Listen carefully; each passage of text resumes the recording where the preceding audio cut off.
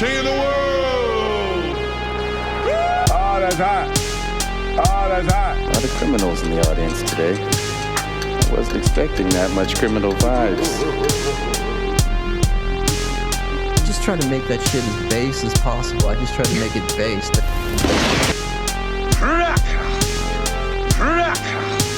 I'm finished with you. And what you Cut the cops! Cut the cops!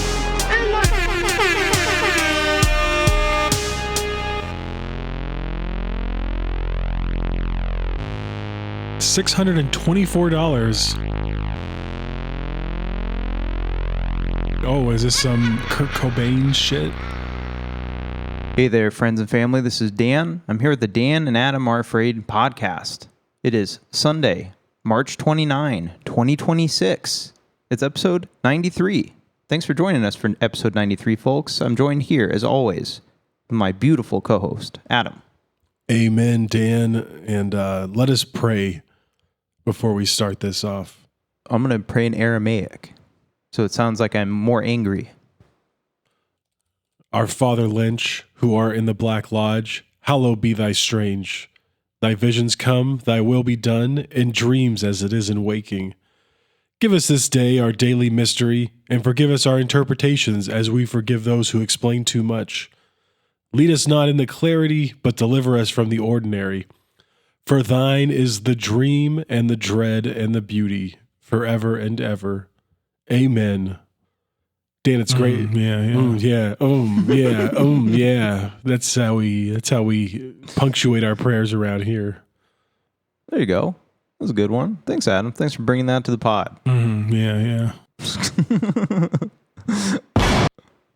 Oh, I am tired, man. I am tired. Me too, buddy. I fucking woke up and I was like, I did that thing where you wake up and you're just like, I have an hour left. I have 2 hours left. And it just keeps slipping away. And you're like, fuck, I have 20 minutes left. I was like, I better get up. I keep on slipping. I told him I'd be ready at 8 a.m. That's right, folks. It's 8:47 a.m. It's earlier than we normally record. Only by a little bit, but enough. It'll make a difference. Yeah. We're here on episode 93, folks. We saw Rap Ferreira at Trill in Phoenix last night. Ruby Yacht. You should have came and killed us there, but you didn't. So we're still alive. I'm still kicking. My enemies try to catch me, but they won't find me in the streets. Not in these streets.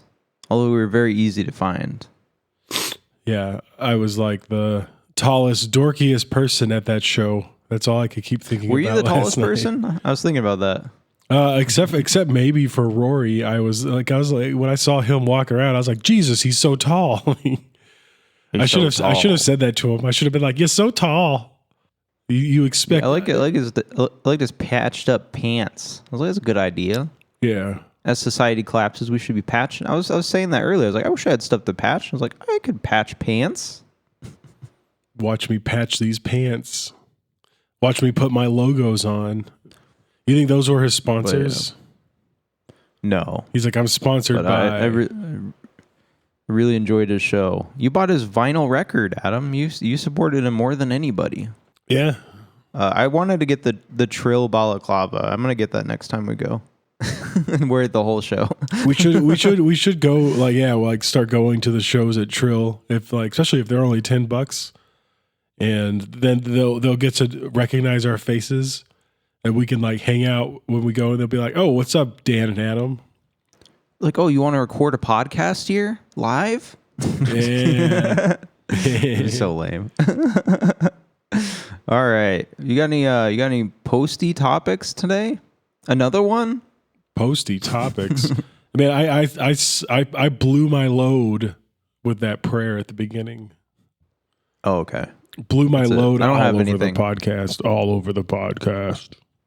We're in a new era, folks. Dan is really busy. He's got a lot of stuff going on. I'm starting a new sideshow that we're recording right after this about Faces of Death, the many faces of death. And I don't have any topics. And I don't know, I'm starting to not care about topics, to be honest. What is there to talk about? We're talking about this movie today, folks. People don't come to this show looking for current events. They're not looking for recipes. We're not here talking about true crime. I'm not going through and being like, yo, this murderer is in your city right now. I know, like, every 8 months, I come to this conclusion, and I'm like, nope, we're just talking about the movies now. But we're back here again, folks. It's about last time it was after movies. the Charlie Kirk assassination.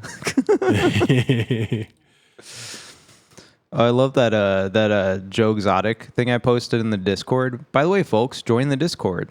Let me do. Oh, Adam's got to do the ad read, and he's got to smile while he does it. Rate the podcast on Apple or Spotify. Leave a review on Apple Podcast. Share it with a friend. Send it to your family. And go ahead and hit the like button on YouTube. Subscribe. Drop a line. Leave a comment. Slam that notification bell. Join the Discord. Hang out and chat with us. Follow Dan's Night Out on Instagram. Follow... Oh, wait. This is too long of a space. I forgot my Instagram. He doesn't know his own tag. I forgot my Instagram handle. Follow Dan and Adam Are Afraid on Instagram. And check out the other links in our description. Dan and Adam rely on the kindness of listeners like you, taking the time out of your day to make a difference. And our bargain remains, if you leave a review, we will read it on the show, live on air. Thank you. Yeah. Now, on to the program. Thank you, Adam. Fuck off. So on Discord, it was a Joe Exotic post, and it's him posting in jail, I guess. And he was like, everyone knows Erica put a hit out on Charlie. And someone was like, how are you commenting from jail, from prison? And he's like, it's all corrupt, girl. Dude, Joe Exotic, man. Talk about 15 minutes of infamy. I'm pro Joe Exotic. Let him out of prison. Why is Trump not letting him out of prison? What the fuck? It's so funny. He's like letting everybody else out of prison. I was reading that Mel Gibson is like I don't know what it's called. He's like the ambassador to Hollywood for Trump. He's like in an official like Trump position. Yeah. Yeah, he's like the ambassador. They won't let of Joe Hollywood. Exotic out. Let him out, folks. All right. You could be Watch the movie this week, anti-Semitic. Adam. Oh, sorry. Yeah, I don't think you can be anti-Semitic, Adam. you can, clearly you can. You just can't hurt animals. Well, that's what the Jewish community said about this movie that we're talking about this week. But we'll get into that. We watched one this week. What did we watch, Adam? Oh yeah, that's right. We watched 2004's The Passion of the Christ. Coming soon to a theater near you.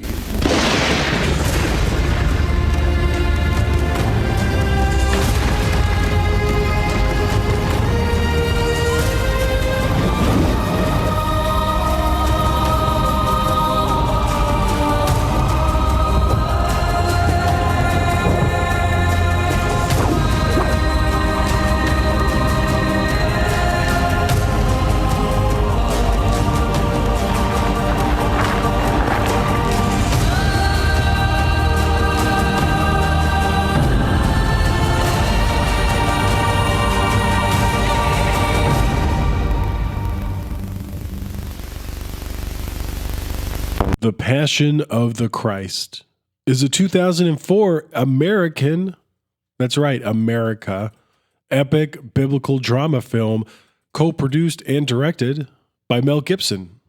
That's right, folks. Thanks for joining us on episode 93. I got ice in my mouth. That's right. Dan has immigration enforcement in his mouth. We're getting rid of it right here. Fuck ice. I'm coming out against ice on the podcast in a super brave way. Hey, they're gonna. I just typed in passion. I just typed in passion of the pit. Passion of the Pit. And it's I'm fucking crazy, dude. I got something wrong with my brain.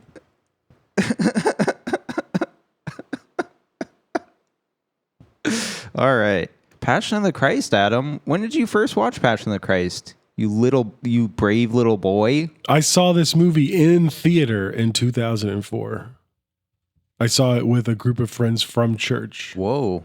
I was about to say, because isn't that the main distribution behind this? We'll get into it, but like a bunch of church groups just fucking brought people out. Like Mel Gibson was like, "I'm relying on you pastors to take your flock to the theater to see the Passion." Yeah, I mean, we during our Good Friday service, they had clips of this movie playing along with alongside music and shit.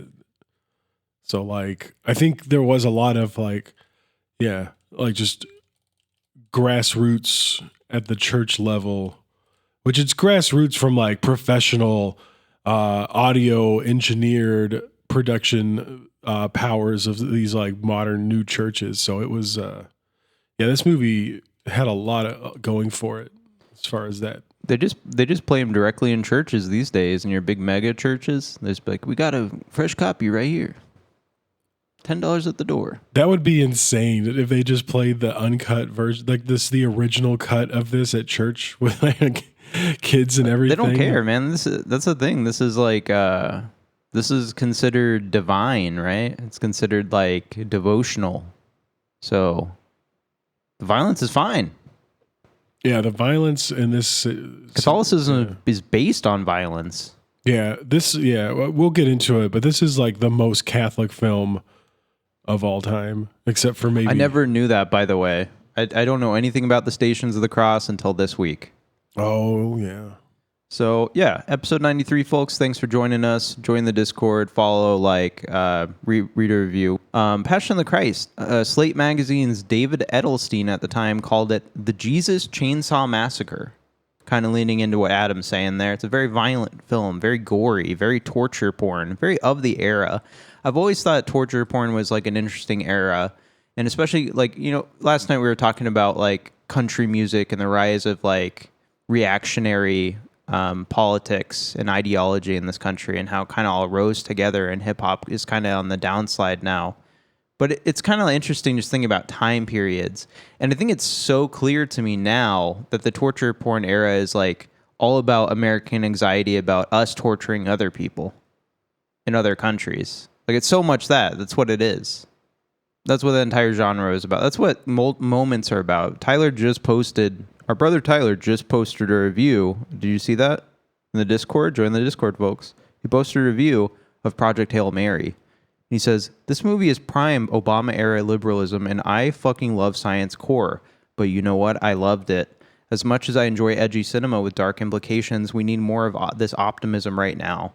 It would be nice to think that if the world faced some existential threat, that we would all come together. But that's not even a guarantee.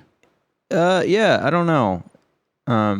That's kind of reflective of our current moment, right? We're going to probably see more of this. And that is kind of like what people are flocking towards, is optimism, because they're so scared of the instability in the world currently.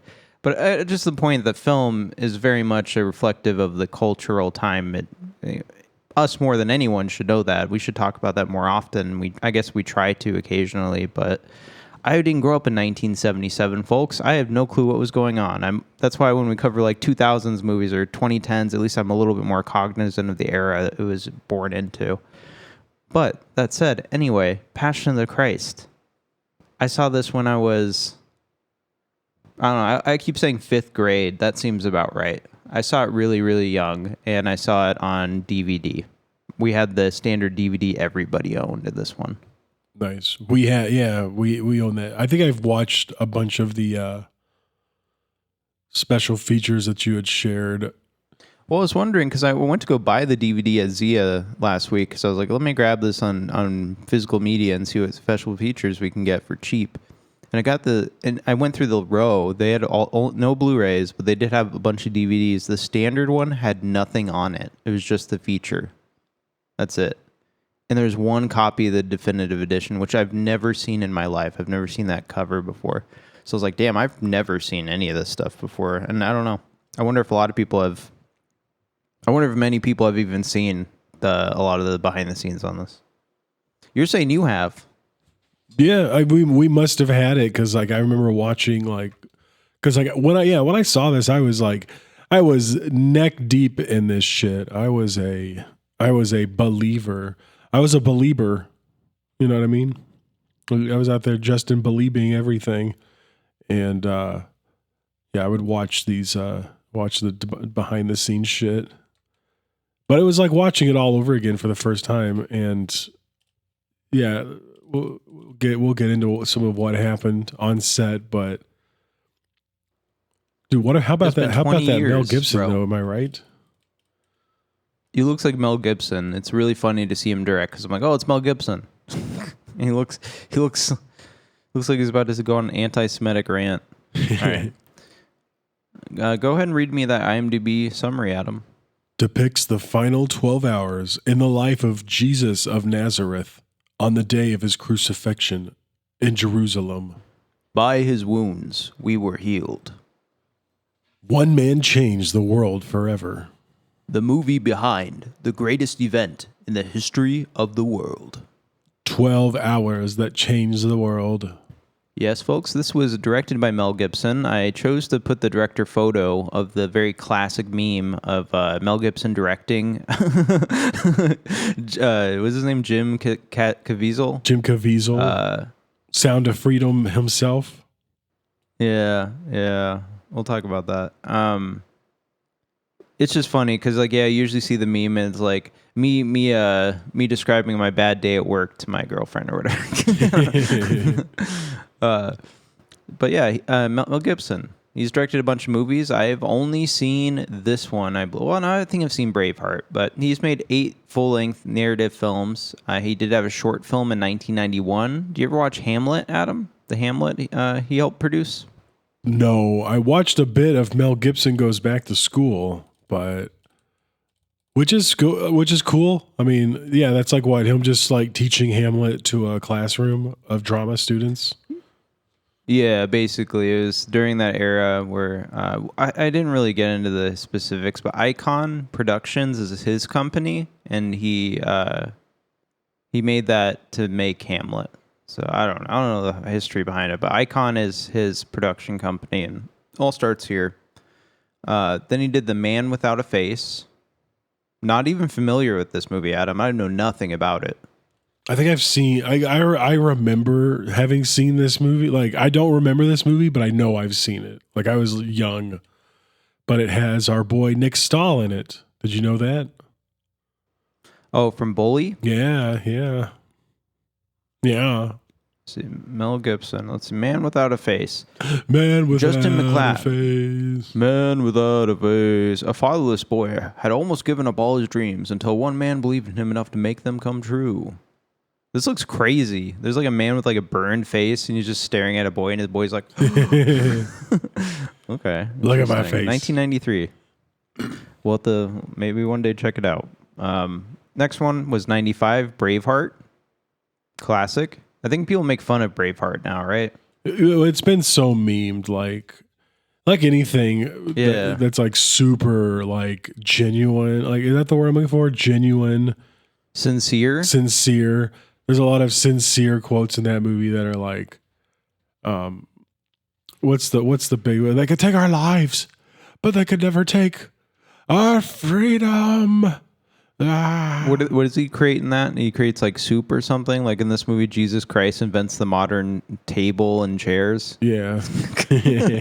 It'll never catch on. You know, you don't know. You're crazy, Jesus. You're crazy, Jesus. And then 2004 is where we're at now. Passion of the Christ. Less than 10 years later, he made this one. And yeah, we'll be getting into it. But after that, he made Apocalypto. Never seen it, but I've heard it's great. Everyone says Apocalypto is great. Apocalypto is good. Yeah, I've seen it. Man, I got an audience in here in this room, so now I'm all shy. And then Hacksaw Ridge in 2016. Haven't seen that, but I wasn't aware he made it. I didn't know he did Hacksaw Ridge. It's got our boy next one, Andrew Garfield. And then Flight Risk in 2025. I'm bald. I didn't know he directed that. That's crazy. That's like the universe making fun of us. Yeah. Like, I'm convinced. I don't think he directed that. I think he just like, I think this is some like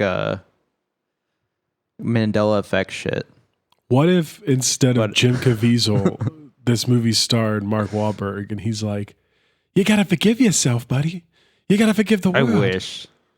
I'm really curious about The Last Temptation of Christ now. I've never seen that one. No, I haven't seen it either. Obviously. Directed I'm curious by about that one our now. brother Marty. Martin Scorsese. My favorite way to mispronounce his name. I just always picture him in that commentary track where he's like, I'm watching the edit right now. It's still not good. I'm like, oh my God, dude. Calm down, buddy. All right, The Resurrection of Christ. I am actually excited for these two, obviously. We'll get into it, but I'm excited for Resurrection of Christ Part 1 and 2.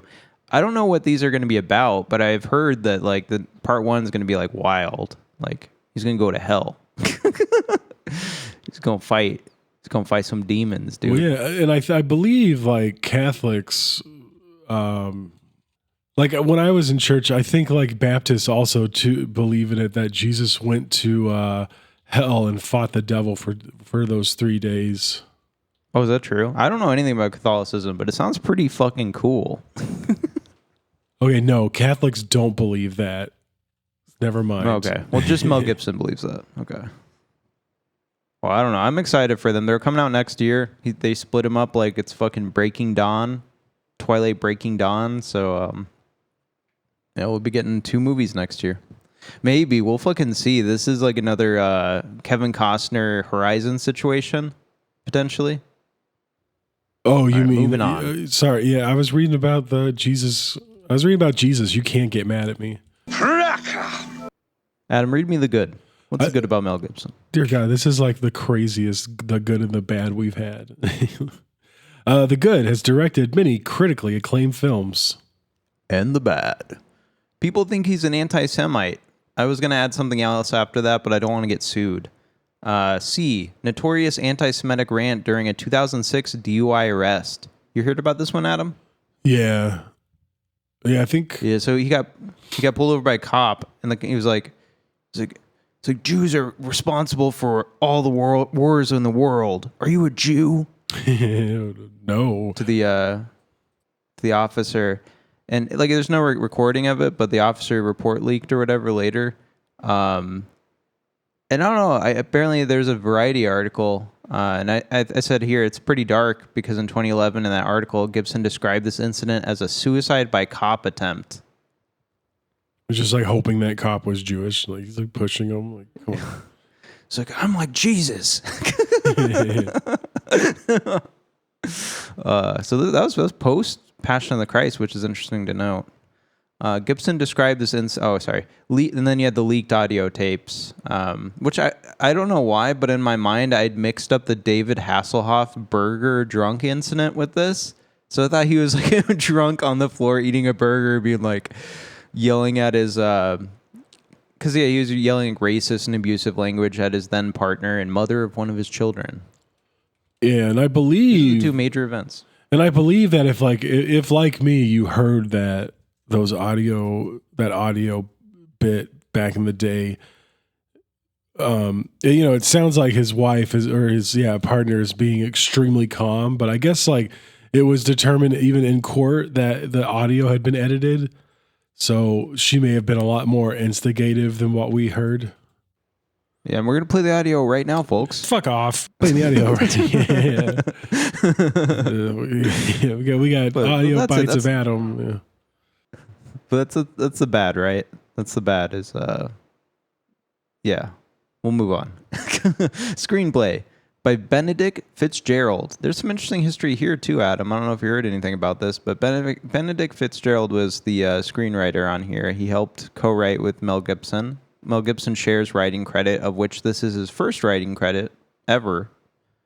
And I guess he was told that it was going to be a small, low-budget spiritual film.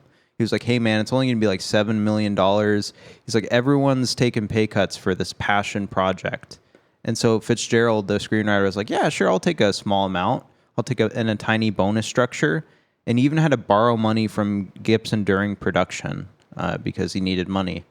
The movie made over $600 million at the box office, and Fitzgerald learned the budget had allegedly been higher than what he'd been told, and he felt misled, and he felt like he was underpriced. He ended up suing Gibson, Icon, all of his companies for fraud and unpaid compensation, Gibson's team denied everything and insisted that Fitzgerald had been paid fairly. All of a sudden, when it was leading up to this very messy trial, in 2009, in May, it vanished quietly. They reached a private settlement, and no details were ever released. Whoosh. And you said, yeah, 600. It's kind of fucked up, though, right? No, that's very fucked up. Especially you said It's a $30 million movie. You said $600 million in 2026. That's $1.03 billion. It's a lot of money. He also alleged that like Gibson was like wasting the money on his kid's school, like personal shit, like getting a masseuse, a massage in Italy and shit. It was getting really messy, but I don't know. I think that's fucked up. I think that's fucked up to do. Cinematography by Caleb Deschanel. Adam, he came up recently, didn't he? Yeah, and isn't that Zoe's dad or some shit? Yeah, Zoe Deschanel's dad. He also did Being There. He did the cinematography for Being There. Yeah. The Hal Ashby movie. Check out our podcast on it with various spaghetti. According to Caleb Deschanel, the majority of the movie was shot with a speed above the normal 24 frames per second. This created a sense of relative slow motion in most scenes, which gave performances and events more weight and drama. Yeah, and you see that because cool. Everyone's mogging the camera in this movie. Jesus mogging. Yeah, this is you need to be Jesus maxing. This is when it gets hard because I didn't take any notes on anybody. But we got an editor here. We got John Wright and Steve Merkowitz. John Wright did X-Men, the famous 2000 Bryan Singer classic, The Incredible Hulk, the Forgotten Hulk movie, Speed, Apocalypto, Die Hard, The Running Man. Oh shit, the original Running Man. Okay. Last Action Hero, The Thomas Crown Affair, Teenage Ninja Turtles 2, Revenge of the Ooze. Damn. These people are kind of talented. So yeah, John Wright's pretty talented. Steve Merkowitz did I Know What You Did Last Summer, Big Trouble in Little China, Prince of Darkness, Friday the 13th Part 8. That's Jason Goes to Manhattan on a Boat. Cool World. Nice. That's what I'll say about this movie. I said this to my girlfriend because I was like, I loved this movie. And I was like, it's really a culmination of so many talented people coming together at a place in time. It's kind of like it's kind of like the trailer, right? I was kind of cringing a bit watching this. Yeah. It's a strike of lightning, right? So it only happens once. Mm-hmm. Do you have anything else to say about the editing on this movie, Adam? I mean, just that I really thought there are a few scenes in this movie that are just like the choices they made. And the one that I would mention, even we might, maybe we'll mention it again, but when Jesus is stepping in between the Pharisees, I don't want to just say the Jews. I'm not going to just be the Jews, even though watching this movie, you absolutely could just be the Jews, the Jewish people. We'll say the Pharisees because they're in the middle of stoning Mary Magdalene, and Jesus he comes in, he's mogging the camera. There's so much so many dramatic shots of just Jim Caviezel just being I'm Jesus, and he does a line in the sand with his finger. And the editing in that scene is just amazing because it's just all it is a guy drawing a line in the sand with his finger, but it's powerful. You could hear the dirt, you could feel the dirt being popped up out of the ground as he does it. Gibson had a note to say about that in the documentary, the "In His Wounds We Are Healed" or whatever thing, and he was saying that he didn't know if that shot would work. And he saw it in his mind, and when it did work, he was like, okay, maybe I know what I'm doing. That's funny. Yeah, that's how it works. I want to mention here, the Pharisees, I don't think, are the ones that led the charge against Jesus historically.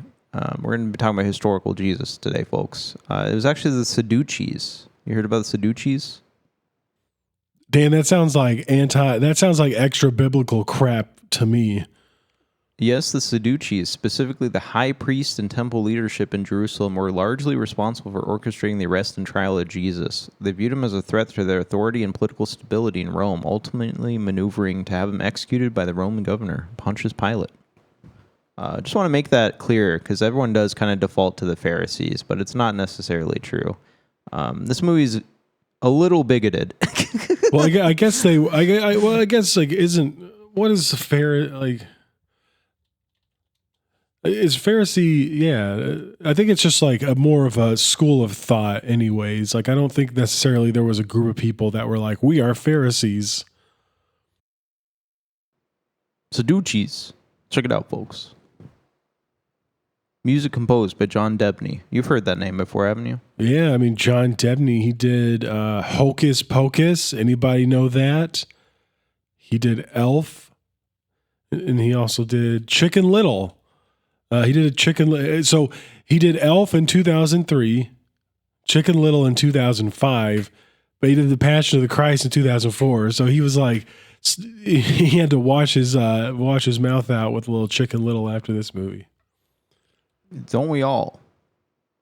You did a lot of stuff. Like these people are like solid Hollywood fucking workers. Like, funny enough, this guy John Debney worked on Horizon. Yeah. The Kevin Costner movie that's never going to be finished ever. He's done quite a few like quote unquote religious movies. Bruce Almighty, Evan Almighty. He also did the Arnold Schwarzenegger End of Days. What?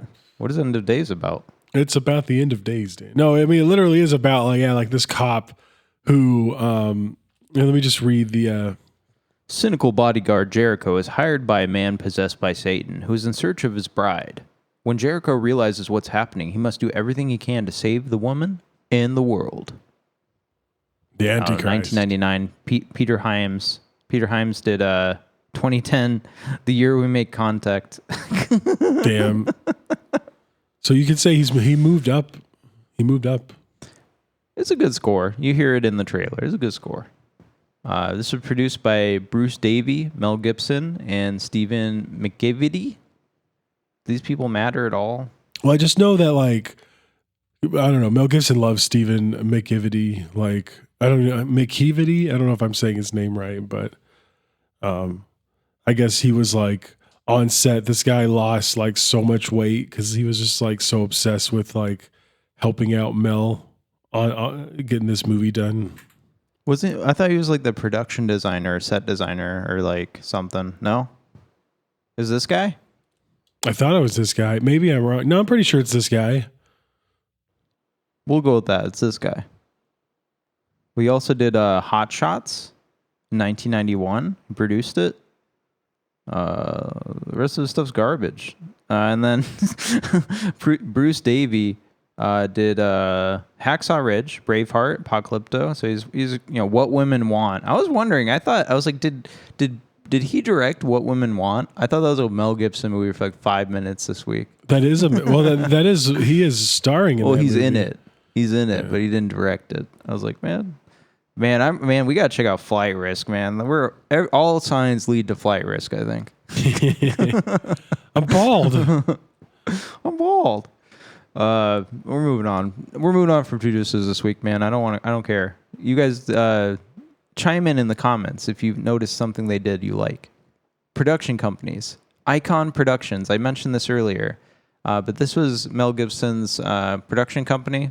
Do you know much about Icon? Is Icon ever coming up in your life? Yeah, just in this movie. I mean, yeah, especially my family was I feel like my family was a Mel Gibson. We watch Mel Gibson movies, and I just wanted to see more of these movies. Get the Gringo.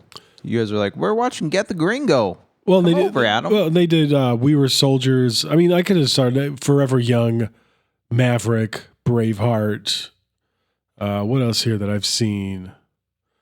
What Women Want, We Were Soldiers, Apocalypto. Oh, We Were Soldiers. They did. Yeah. He did that movie. I think it was on We Were Soldiers that like Mel Gibson started like getting more serious about making The Passion of the Christ, where he was like, I want to do this. It's like he turned to his pal. He's like, I want to do Passion. It's like, okay.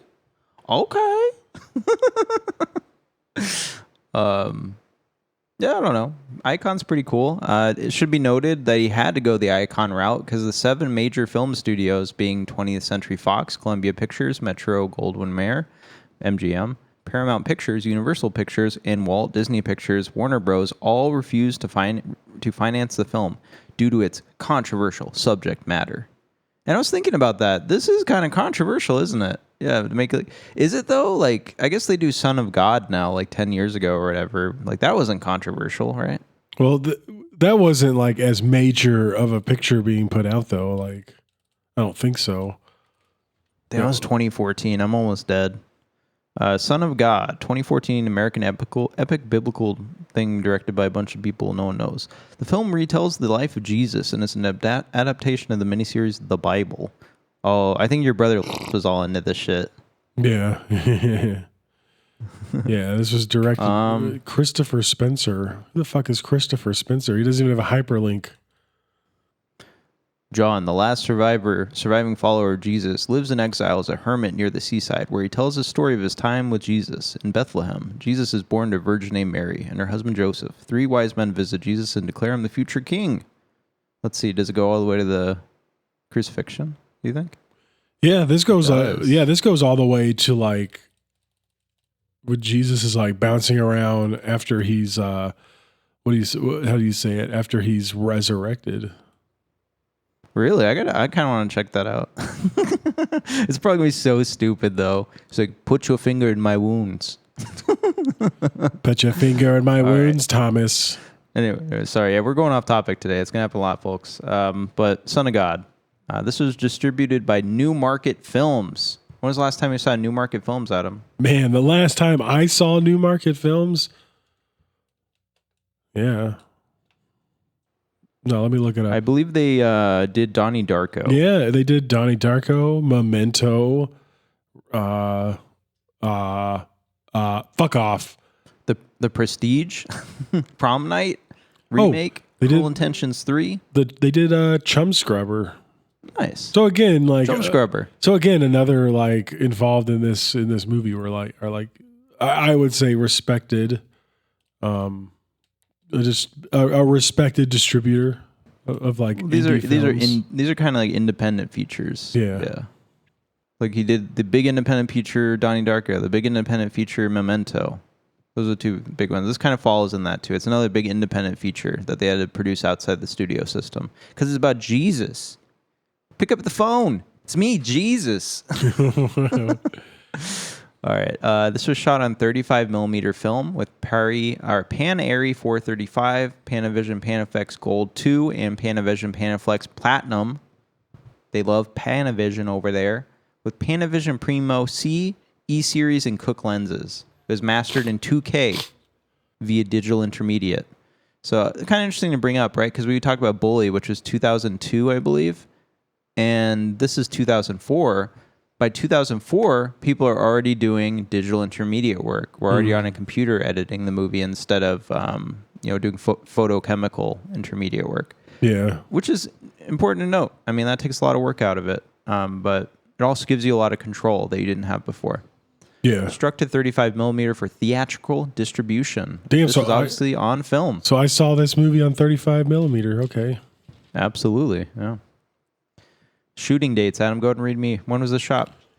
Shooting dates are November 4th, 2002 to January 23rd, 2003. Just under 3 months. Filming locations. This is an interesting one. Do you know anything about Cinecittà? Cinecittà, no. Well, if you were cool, you would. Cinecittà is a major Italian studio house. So like this is where like any Italian movie you've ever seen in your life shot probably at Cinecittà. Mm-hmm. I think it makes a huge difference. It makes this movie look fucking amazing, and you have the entire history of like Italian cinema behind making sure this movie looks good. and it shows. It's amazing. So yeah, Cinecittà, Rome. This thing was shot in Italy. That's where you see the Jerusalem streets, and all the interiors, the temple. And then you also have Greco Matera, Basilicata, Italy. This is where you see the desolate ancient exteriors, especially for Golgotha. That's where Jesus was crucified, and the surrounding terrain. Yeah, it looks pretty cool. They make it look like Jerusalem. That's for sure. Yeah, it looks like they're in Israel. Looks like Middle Eastern. Don't you dare talk about Israel on this podcast. Go ahead and read me that big, beautiful aspect ratio.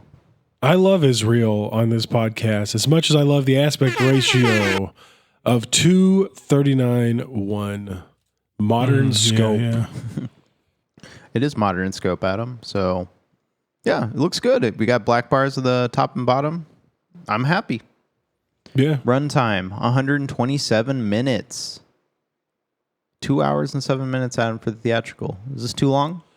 I don't think it is. Like maybe for some people it would be, but I think this movie looks so cool. So like being 2 hours and 7 minutes is tight. I'm like, yeah, give me more. Let me get the 3-hour cut of this movie. I could have taken more. Yeah. I could have taken more of the post Jesus. I guess we're going to get that in the resurrection of Christ. So my prayers will soon be answered. Yeah, that was like a big criticism at the time of this movie. Was they're like, you just focused on the torture and the flogging, but not the resurrection. And I was like, yeah, that's not what this movie was about. You got to be Catholic. Well, this is literally about the Stations of the Cross. Yeah. Yeah, like you got to be more Catholic when watching this movie because it's like, no, this is what it's about. Like, this is like a ritual. This is less of film and more of a. This actually really fits the Haunted Frame, to be honest. It's kind of funny we're doing this because I feel like I'm recording 2 episodes of the Haunted Frame back to back. This is like a haunted object. This is like a devotional ritual object. It's like it's not like a traditional movie. And you can tell because there's not much dialogue. If you know me and Adam, we love reffing, and we love when there's very little dialogue. That's what this movie is following in the line of. You know what else it's following in the line of? Very mythic filmmaking. I'll shout out 2001: A Space Odyssey. I'll shout out The Shining. This reminds me of a Kubrick film in a lot of ways. Yeah, just so much of the I noticed that Jim Caviezel doesn't talk a lot in this movie, and like we said over and over again, he's just mogging the camera constantly, and like it works because it's just like you said, this is just like a very contemplative movie, almost like it was meant to be like going to midnight mass, going to the Stations of the Cross and kneeling down and praying or something in front of them, but instead you have high definition professional prosthetics everywhere of a really horribly maimed man. Yeah, we'll get into some of the effects and how disturbing it is, but they recut it, Adam. They did a recut and released it the next year in March, in time for Easter, and they cut out about 7 minutes of gore. Mainly the what do you call it? The flogging scene? What was that called? The scourge. There's a term for it. The scourging scene. Apparently that was supposed to be even longer. Yeah. This was released originally, though, on February 25, 2004, Adam. You saw this in theaters. Do you think you saw it pretty quickly after? I would have, yeah. And I mean, February 25th, that feels around the time I went and saw it because like I was nearing the end of my time in high school. So, well, thankfully your name wasn't Peggy Scott. Thankfully you weren't a 56-year-old advertising sales manager from Wichita, Kansas, who collapsed of apparent heart failure while watching the crucifixion scene, and she later died at the hospital. I have to believe that that's just a coincidence. Like, yeah, it was, I don't know. How lame do you got to be that you were like, I died watching the Passion of the Christ. Like, I'd be upset. I'd be like, damn it. Okay, so this is a good time to tell my Denzel Washington story. So It's not a big story, but Mel Gibson says he showed some footage of The Passion of the Christ to Denzel at some point, and Denzel looked at the footage of Jim Caviezel, and he's like, no, the blue-eyed Jesus. He's like, no, Denzel, we're going to recolor his eyes. Did they recolor? Yeah, they weren't blue in the movie, were they? He has blue eyes, dude. Oh, they are blue eyes. Yeah, why? That's they had to recolor him brown. Because it's like Jesus didn't have blue eyes. Yeah, that's what I'm saying. They colored his eyes, though, in the movie, right? Yeah, they made him brown. They're like golden brown. Yeah. It's very noticeable. Into the blue-eyed Jesus. Not a blue-eyed Jesus. And Mel Gibson should be like, no. Okay, we got another I'm a blue-eyed cool white Jesus person. here. All right, another blue-eyed Jesus. Other notable competition for the month of February 2004. Let's talk about 2004, Adam. Read me that summary. It was a mix of fading Oscar prestige contenders, mid-budget studio comedies, genre experiments, and the last echoes of Return of the King's cultural detonation. Yeah. Passion arrived like a devotional shockwave, rupturing the entire month's theatrical gravity. That's true. And we'll see right here. Passion of the Christ was #1 for February, and it released at the end of February. That's fucking crazy, dude. This thing made so much money. So fast, I think I have too. a note in here somewhere.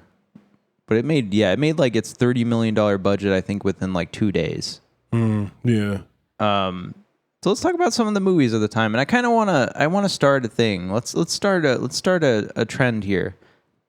Pick 3 movies out of here that you would see that month, that you would want to see. Just keep that in mind as we go through here. I want you to come up with a scorecard and give me 3 movies you would see of that month. So #1, Passion of the Christ, R-rated epical biblical drama film, Mel Gibson. #2 that month, 50 First Dates, PG-13 rated comedy film directed by Peter Siegel. We all know what 50 First Dates is. It made $198 million at the box office total. Not bad. Go ahead and read me the next one, Adam. #3 for the month was Barbershop 2, Back in Business. It was a PG-13 rated comedy drama film directed by Kevin Rodney Sullivan. Now, this is the best part. Starring Ice Cube and Cedric the Entertainer. Also starring Queen Latifah. Yeah, I saw that. As the owner of a historic South Side Chicago barbershop is pressured to sell it to a land developer, but must face the impact this would have on his close-knit community. Released on... I'm just picturing the Queen Latifah comedy with Jimmy Fallon, where they're in the back of the taxi or whatever, and like doing like nitrous or whatever, or helium. This is popping in my mind as you're reading this. It was released on February 6th, 2004. Total worldwide gross, $65 million. Comedies don't make that money anymore, do they? What's a recent comedy, Adam? A recent comedy? Shit, I can't even think I can tell you. What was the Jennifer Lawrence one where she got naked a lot? Oh yeah, that was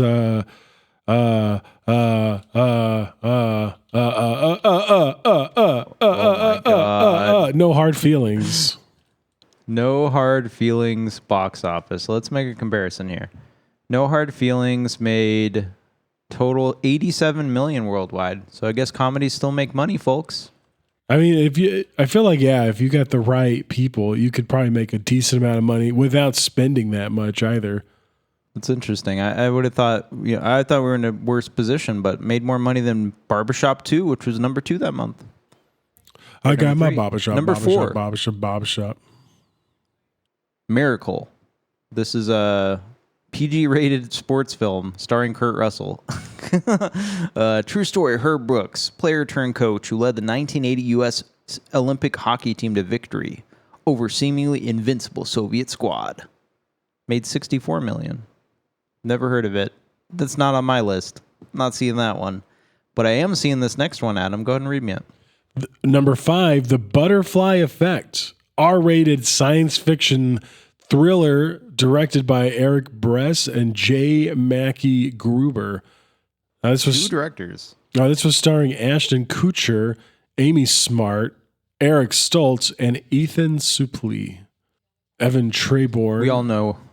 Oh, you're going to read it? We all know what Butterfly Effect is. Yeah. I love this movie. Yeah, I saw this movie. Yeah, probably saw this movie around that time. And I remember it was like, I was just like, oh my God, I love this shit. And then We'll get into Butterfly Effect, folks. That's on my list. Yeah, we it's got to be on the list. 2004 movies coming back in style. This one made $96 million at the box office. Deservedly so. You Got Served. It's a PG-13 dance drama. These were popular at the time. In order to achieve their dream of opening a recording studio, two friends must first win their city's dance contest.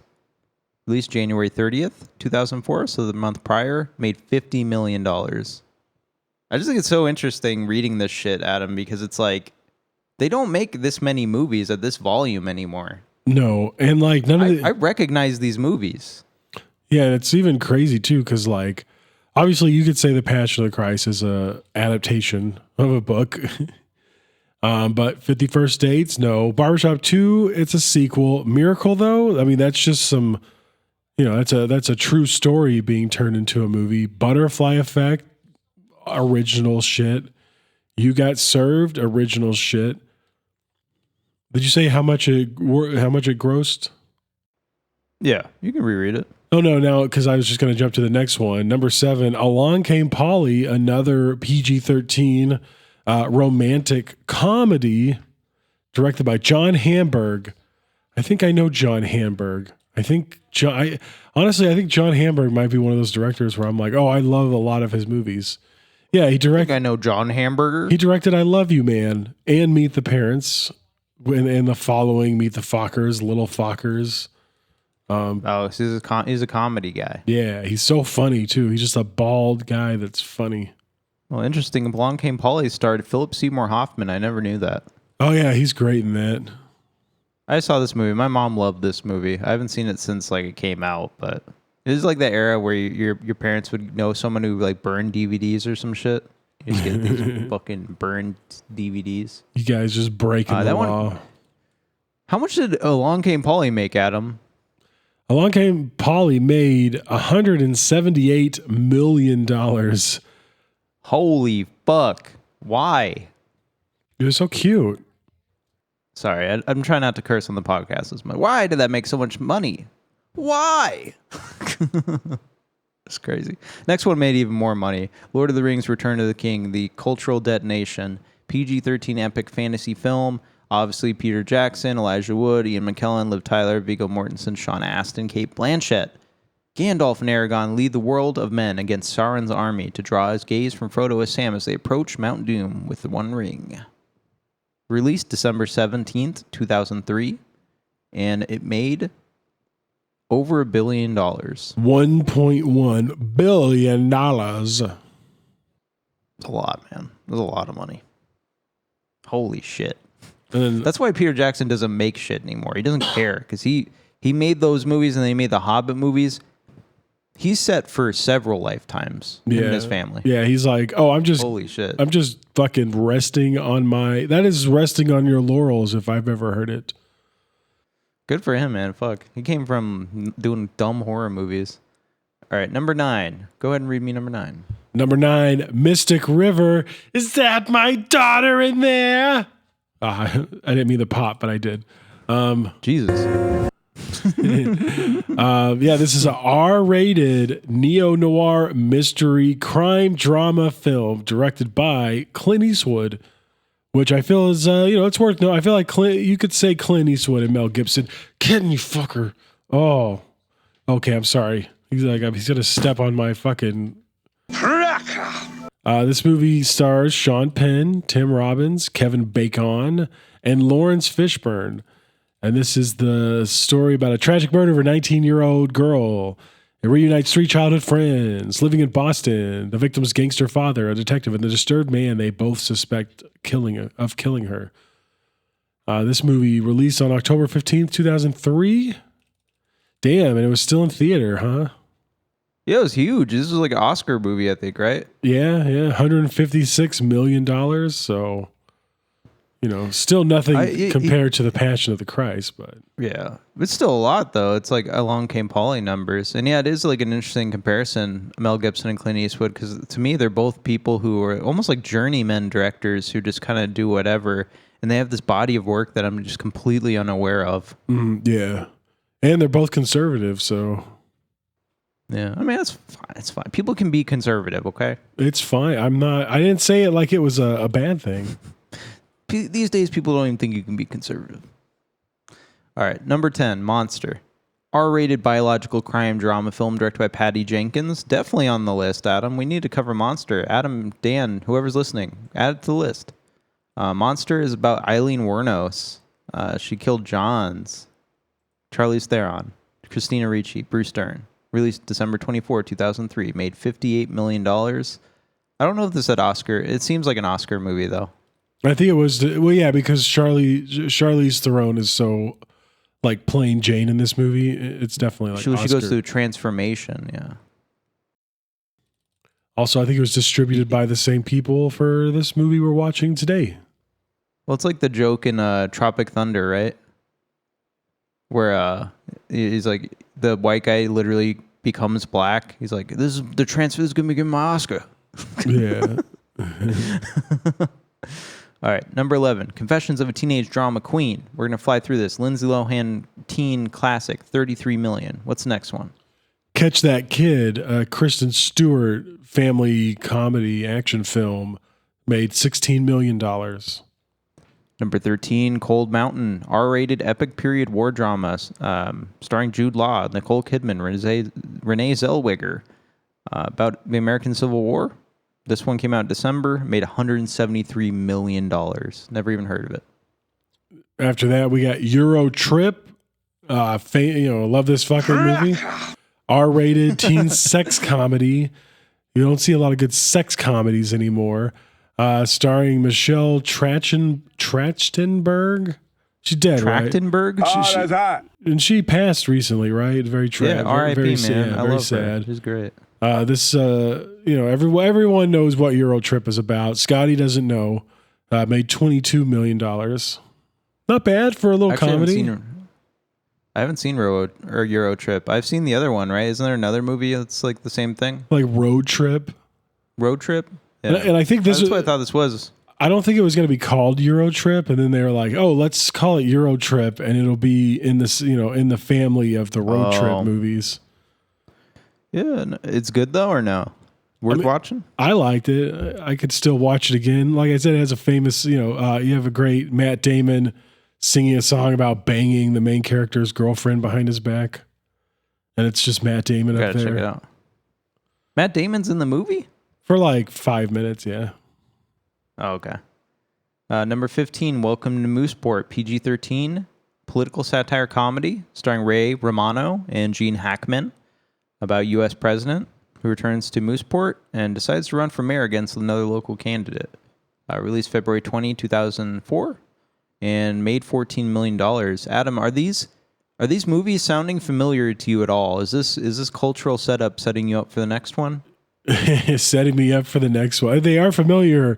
Setting me up for the next one. I don't know about that, but yeah, the next one was The Dreamers, and this came in number 38. And of course, go listen to our episode on The Dreamers, the NC-17 rated erotic romantic drama film directed by Bernardo Bertolucci, starring Michael Pitt, Eva Green, and Louis Garrel.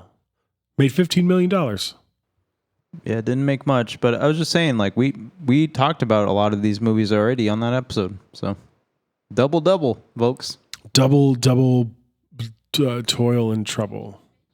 We already talked about this era. I remember at the time we remarked that Lord of the Rings was bigger than Jesus Christ.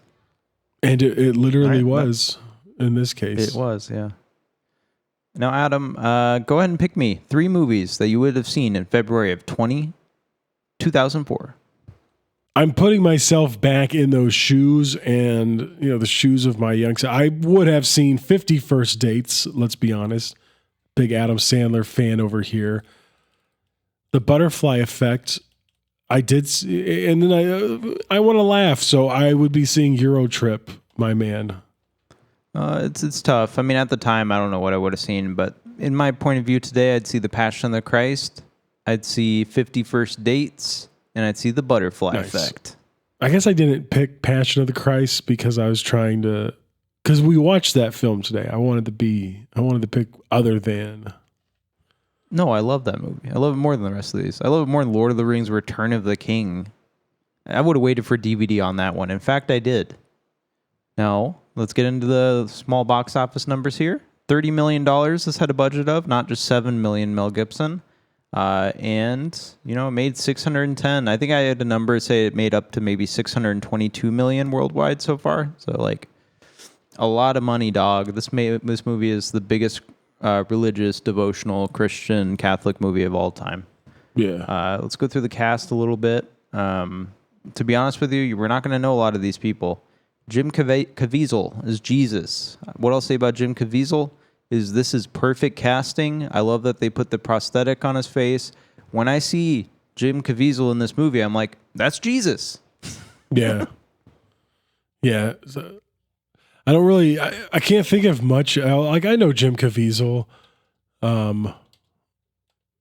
He's great. He's great as Jesus in this movie. Well, this is a good time to bring up some trivia about our boy Jim Caviezel. He is the only American in the cast. He was given a prosthetic nose, raised hairline. His blue eyes were digitally changed to brown on the film. He experienced shoulder separation when the 150-pound cross dropped on his shoulder. The scene is still in the movie. Jim Caviezel got struck by lightning twice during the filming of this movie. Oh, twice. I knew it happened once. Possible. Damn. What else? There's an interesting note here at the end where Jim Caviezel later claimed that director Mel Gibson tried to talk him out of accepting the role of Christ immediately after offering it to him, implying that it would be difficult to get other roles afterwards. Caviezel told Gibson that it was his cross to bear, but has admitted that Hollywood has largely avoided casting him ever since. And I thought that was interesting because earlier you brought up Sound of Freedom. And yeah, you want to clown on him for that, but it's like, maybe that's the only work he can get. I know he was in Frequency with Dennis Quaid prior to Passion of the Christ, but this, in a lot of ways, did end his career, I think. Which is crazy. I guess, like, it's not insane to say, like, Hollywood has a bias against Christians. I guess we could talk about it now. Right, like if you come out this hard and do something that goes this hard as like a film and it's a Christian film, it's like, yeah, no, there's gonna be some blowback for it. And I would say, unfortunately, Mel Gibson kind of got hit with that, right? Yeah. I mean, a little bit of this, a little bit of the anti-Semitic rants. Yeah, I mean, a little bit of his own doing, to be honest. Yeah, I'm just seeing Jim Caviezel's in a movie called Zero AD about a brutal ruler fearing a prophecy orders the death of a child destined to change history. What does that sound like? What are those? Has he been in anything recently other than that? Is it just it? Is that everything he's been in? Well, this movie was I don't even think it's come out yet, 2026. But let's see. He was in a bunch of shit no one knows about. I mean, he did some stuff, post Sound of Freedom, Dark Horse, Archangel, Infidel. He was in Escape Plan from 2013. There you go. Infidel is interesting. It's about a blogger that gets arrested in Iran and is like on trial to be executed. Oh, God. Yeah, there's some politics I don't agree with, but we'll move on. Jim Caviezel, folks. Maia Morgenstern as Mary, the mother of Jesus. I don't think we're going to know anything that she's been in, unfortunately. All these people are like Italian, or like I think she's Bulgarian. Yeah. There's a weird story I read where like Jim Caviezel had her come up to him on set. Like I guess she became pregnant during the filming, and she was like, "There's baby in my belly." And then I heard her talk, and she sounded completely fine. Like she spoke English pretty well. I was like, "Is this just like a weird like prejudice comment that someone made on IMDb?" Yeah. She was great, but it is noted. I think she's like 7 years older than Jim Caviezel. So like, kind of doesn't make sense. What about the next one, Adam? Who's in that? Who plays John? John is played by Christo Jivkov. Where's this guy from? Bulgarian. Noted, He's a Bulgarian actor. Christo, and we're going to get to Risto down the list as Pontius Pilate. These are both different takes on the name Christ. Damn. They're literally named Christ. Christo died in 2023 of cancer. Oh, really? I really liked him a lot. I was looking up who the fuck John was this whole time. I was like, who the fuck is John? I had to learn all about the Gospels and shit. Dan is Christian now. No, I'm Christian. Yeah, he's cool. He has a really... you can tell whoever did the casting decisions on here did it really well, because his face is really interesting to look at. And yeah. You got Peter, Francesco De Vito. Apparently, Mel Gibson liked that he looked like a big baby. He looked like a big baby. He looked like a child.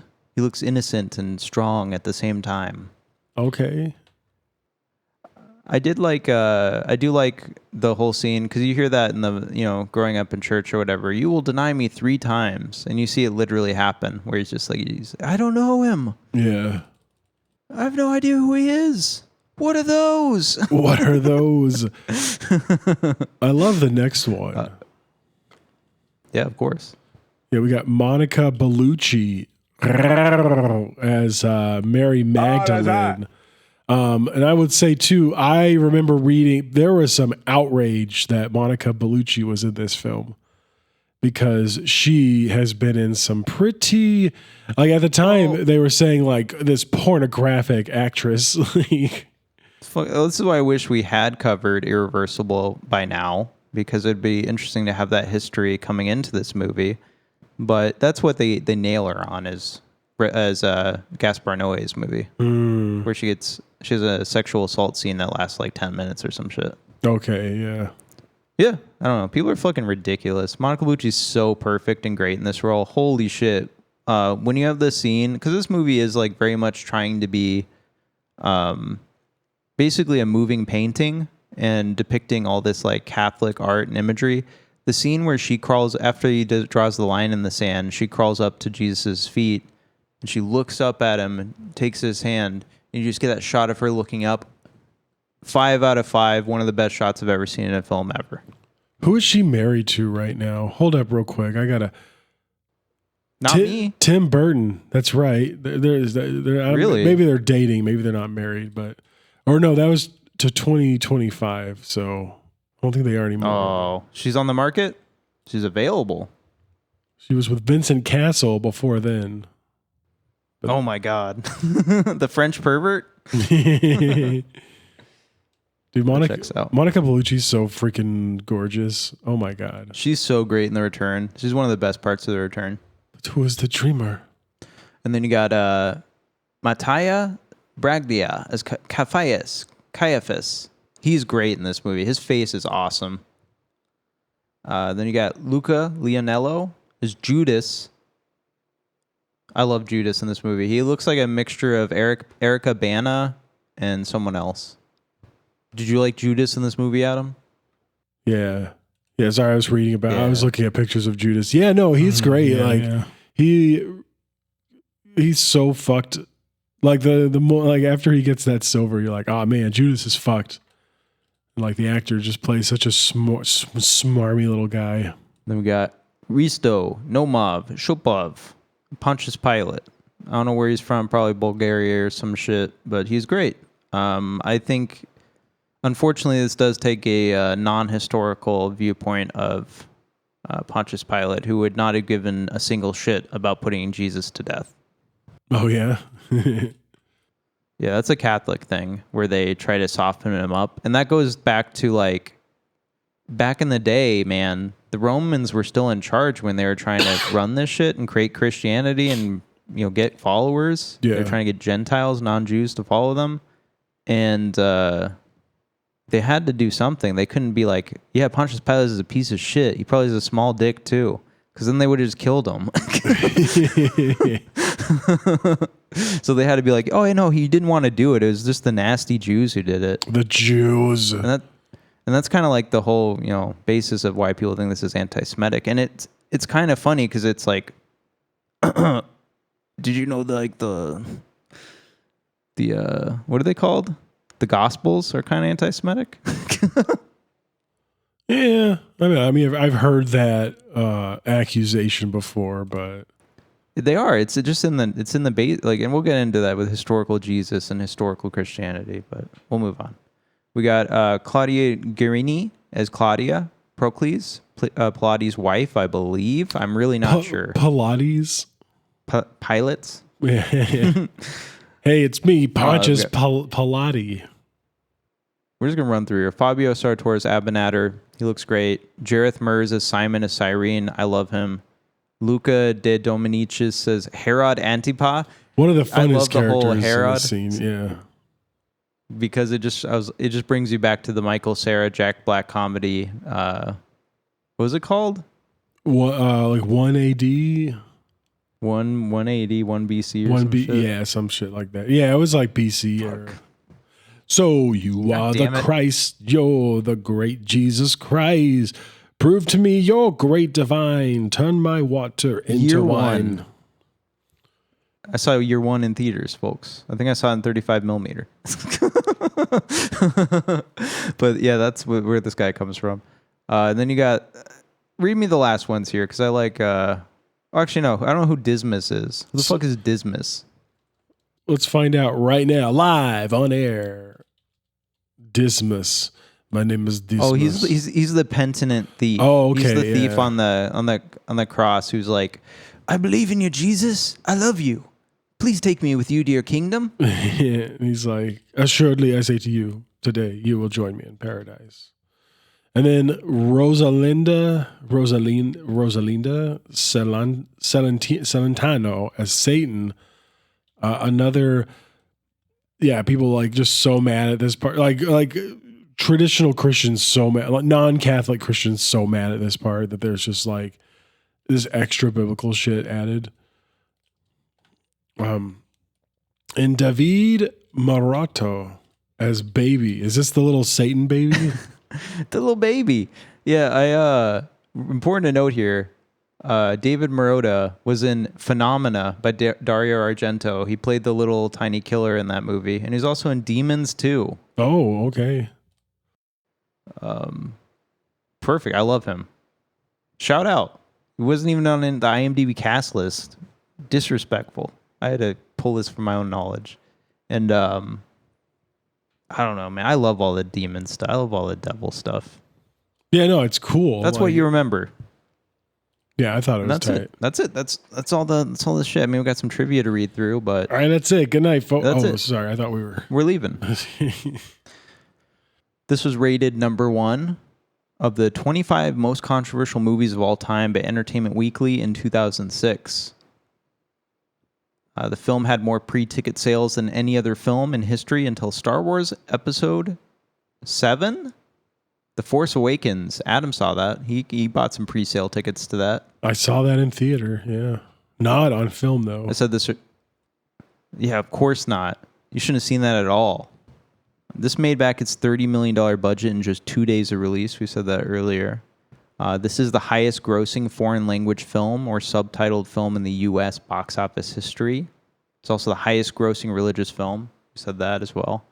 Go ahead and read me that next note, Adam. That's an interesting one. The initial interview scene, that one? At around 41 minutes. Yeah. At around 41 minutes of this film, the initial interview scene between Pilate and Jesus contains a neat linguistic Easter egg that most viewers may not notice.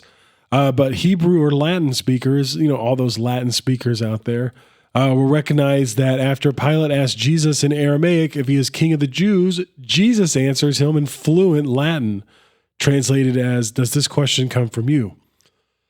The look of surprise on Pilate's face thus makes perfect sense. Few, if any, of his subjects speak Latin. So from this point forward, their conversation continues in Latin. That is cool. That is an Easter egg I didn't pick up, but I guess that would make sense that the Son of God could speak fluent Latin. Yeah, sorry. They look at each other in that scene.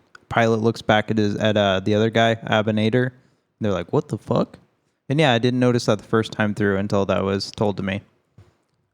This next part is Man After My Own Heart. This is something Dario Argento does. This is something a lot of people do, and I like it a lot. It's when they get their hands dirty. The director comes in and says, no, I'm going to put my hands in the scene.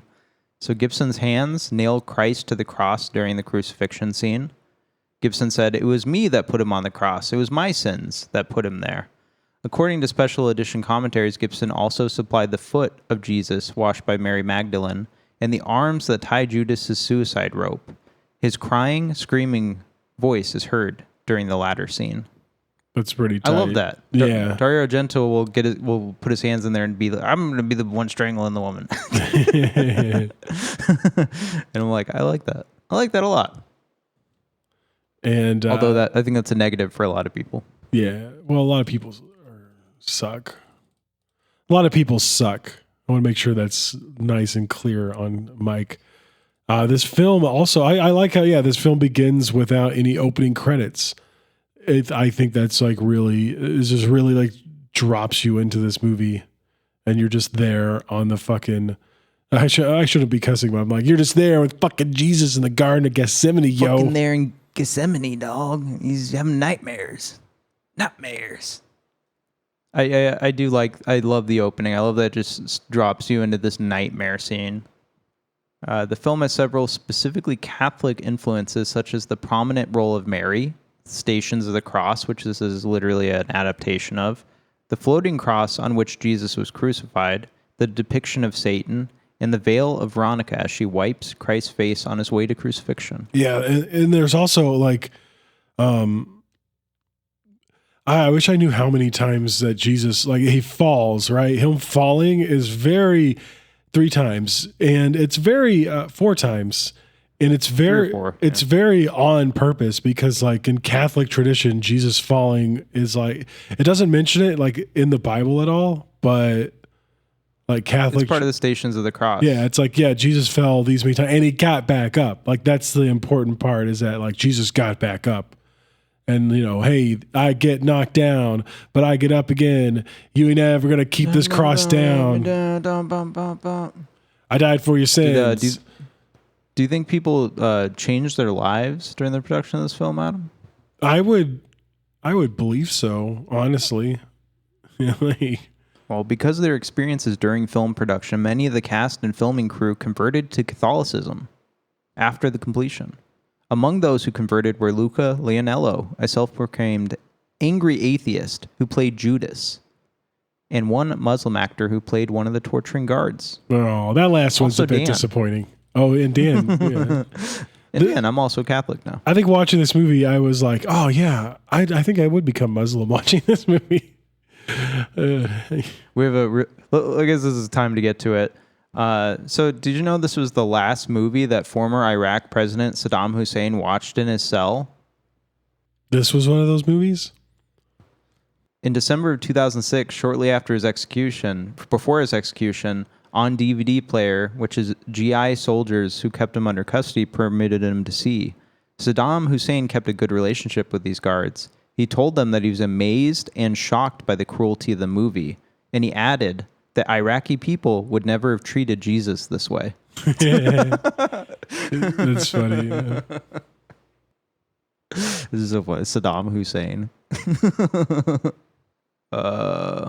What else? What else we got here?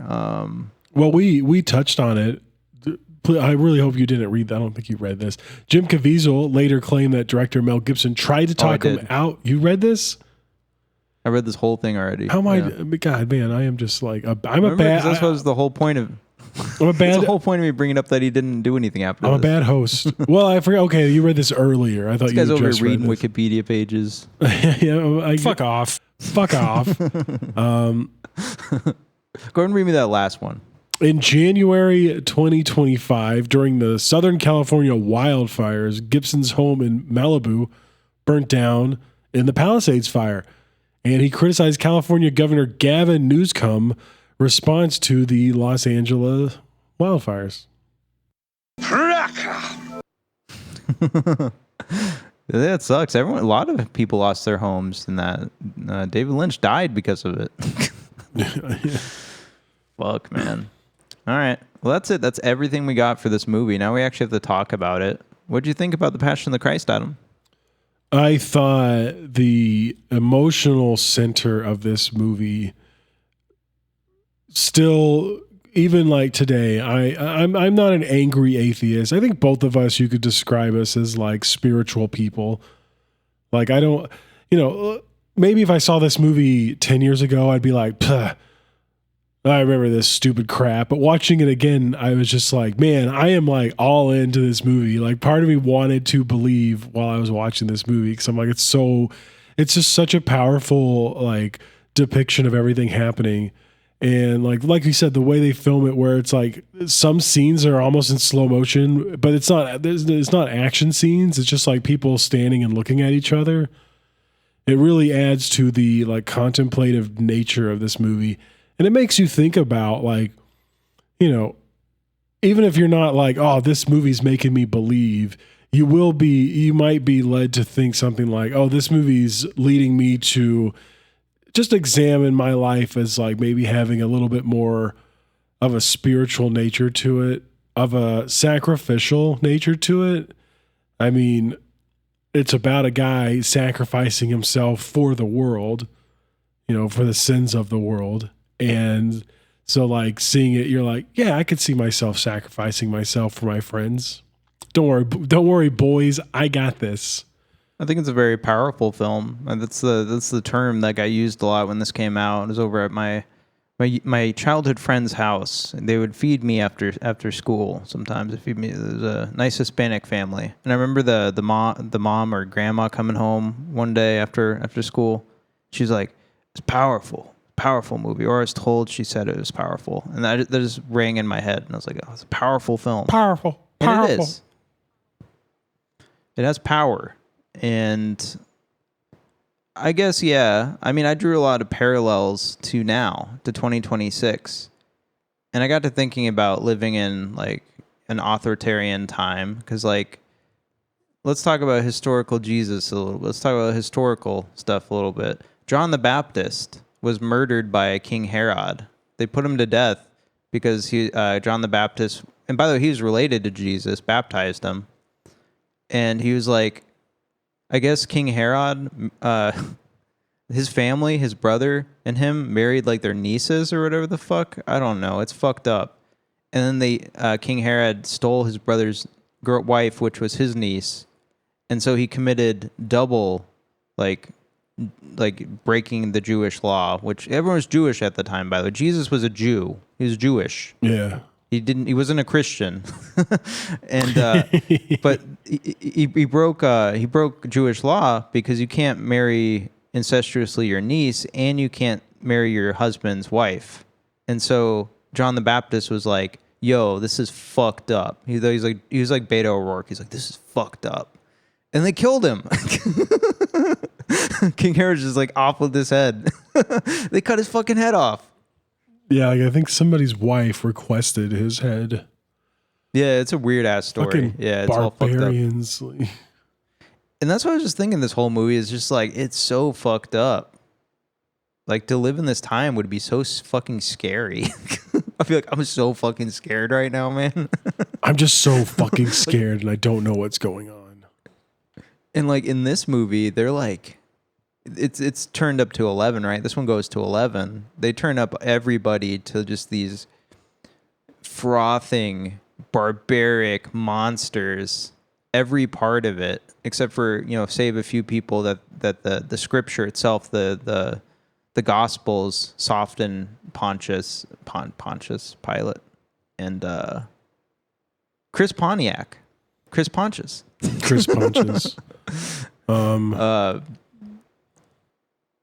I don't know. Historical Jesus is really interesting to talk about. That's what I want to talk about instead of the movie. Well, I mean, yeah, it's like it is agreed upon. Like people could be like, Jesus is fake. And it's like, well, it seems like he was an actual person. And like you said, no, he literally and was. Like you said, he was a Jewish person. He's a Jew. People other than religious people wrote about him and wrote about Pontius Pilate putting him to death. Like, Pilate put Christus down today. Well, it looks like Pilate did it again. And then Pilate's not even like the king or anything. He's just like he's just like a middle right? manager. Yeah, he's just like in charge of that area. Which it's kind of weird. Like, who was King Herod? Like, he was a king. He was a king of a local area. He was a king technically. Yeah, I guess that makes sense. But you had Caesar who ruled the whole the empire. The whole empire, and he was threatening to fucking kill Pontius Pilate. He had already called him out for brutality and shit. Oh, okay. So that's also part of the reason he's trying, because this whole time period is like the Jewish people are like uprising constantly. They're constantly like, fuck this shit, and they start killing people. Yeah. Well, I guess, it makes it like you get that vibe, like, that's why Pontius Pilate is willing to like entertain this whole idea of like, okay, yeah, maybe we'll put to death this man because like the Jewish population is is ready to fucking go ham again. Have you ever seen the Jews gone ape shit? Dude, yeah, they are going ape shit. It's crazy. Like, I love the scene where they're like, do you really want me to release Jesus or Barabbas, the horrible murderer who raped 10 people? And he's just like, he's like foaming at the mouth. They're like, release Barabbas. Barabbas. It's like so funny. And yeah, man, I don't know. I guess my thought on all this is I draw parallels because I feel like a doomer. Jesus was a doomer. Literally, Jesus was a guy who was just like, he's like, the end's coming. You don't even have to fight, guys. You don't have to worry about fighting. It's not worth the effort because God's about to come and he's gonna take care of all his people and he's gonna put us in the kingdom. We're gonna rule all this. But he very much believed like not necessarily an end was happening, but a transition was happening. And that's how I feel now, right? I don't feel like necessarily the end of the world is happening right now, but I do feel like we're in such a transformative moment. It's hard not to draw parallels between this and just like when you, there's so many things about Jesus too, where it's just like the Gospels. These were all written like 20 years after, a lot of times, 100 years after the crucifixion of Jesus. And because they would storytelling. Well, and they would have been like oral tradition, like they would have been oral stories being passed down before they were written down. So like people would have been like, it's a game of telephone, bro. Yeah, I mean, but like that's just how like Jews kept history. I feel weird saying Jews. That's just how the Jewish people kept their history for the longest time. Was like, it was like that was your job. That was your entire job. Like your job was to memorize like these sections of the Torah or some shit like that. So if somebody can come to you and be like, hey, what does the Torah say on this? And you could be like, well, let me tell you what it says about old Moses. Old Moses is getting up in that trouble again.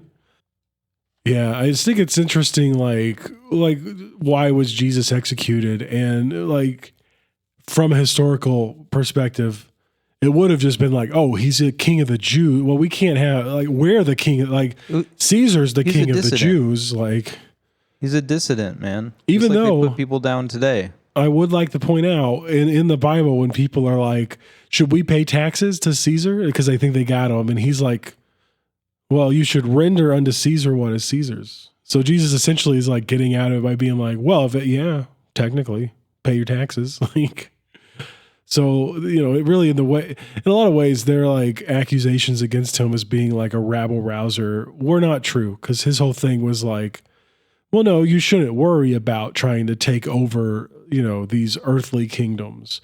You've been given the kingdom of God, the kingdom of the Lord.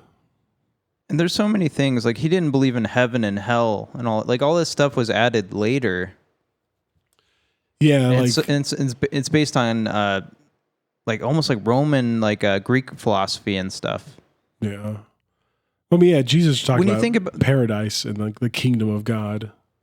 It's just interesting when you strip it down to the bare essentials and you say, well, let's look at the Gospel of John. Let's stick with the Gospel of John or the one after that.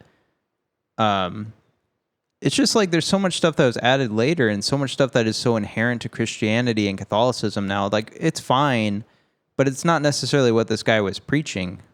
Yeah. I mean, because and then like, I don't know. I feel like at least the Catholics have what they would call church history and tradition, you know, where it's like, well, this has been tradition since the beginning, the founding of the church, you know.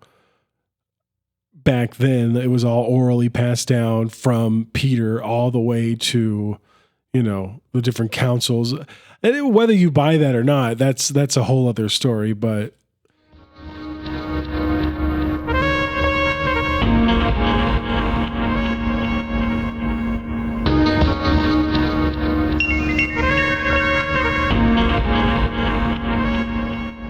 I think I just think it's a very interesting conversation because Jesus was a real person, and he was a real mensch. I don't know. It's a cool, interesting story, and you know you can find a lot to relate to in the story, which is obviously why Christianity flourished. I think it's really interesting that they're like, let's make a huge martyr out of this guy that we hate. Like, what is the point? Like, no one ever had any long-term thinking skills in the fucking. Let's talk about that, Adam. There's no year zero. Dan, you said this before, but if there's a 1, there's a Z. I don't know how to like. No, there's a 1 before Common Era, and then it goes to 1 Common Era. And Jesus wasn't even like it's based technically on his. We do base the calendar on Jesus's birth, but I think even that's a little bit off by maybe a couple years. This is crazy. Jesus influenced everything, and it influences us to this day. Yeah. And watching this movie was kind of surreal. That's why we're covering it on the podcast. It's a